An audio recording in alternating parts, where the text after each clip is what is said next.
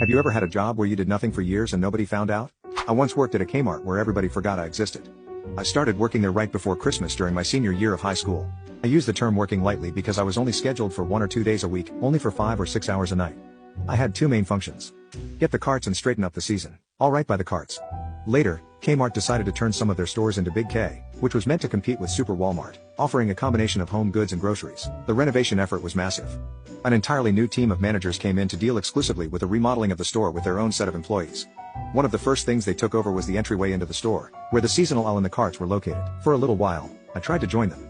I helped get carts and put them in the new area outside the front entrance where they were stored. And when they were all grabbing tables and shelves and other stuff that had to be lugged around, I would belatedly join in and walk the objects back and forth wherever they were supposed to go. They started giving me weird looks and shutting me out. I mean, literally shutting me out, standing in front of me and blocking me during group meetings, avoiding me during breaks, that kind of thing. After a couple weeks I took the hint and stopped checking into that area. I started walking around the store waiting for customers to ask me for help. I would stop by each department and ask if they needed assistance. I swept the floors, front-faced merchandise, rearranged displays, anything to keep me busy. The regular manager stopped having tasks for me to do. Eventually I found a little area in the shipping and receiving section filled with old wicker furniture and all the hooks and tags and hangers from the clothing department. I made it into a little bedroom and took naps in there and brought in Star Wars Episode 1 magazines to read. I put together a bike and rode it around the loading dock area. After a while I cautiously pedaled out of the back doors and into the neighborhood. I started calling friends and going to parties.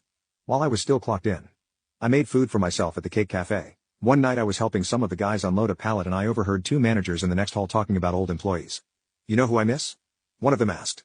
"That kid John." "Yeah," said the other one. "I wonder what happened to him." When the summer ended, I put my 2 weeks notice in so I could go to college. The renovation was almost finished and a new GM was brought in to run the whole operation. When I gave him the news, he took me aside and told me in confidence that he had really liked what I had shown him, and that he could tell I was headed straight for the top. One day he offered me a position as assistant manager if I would stay.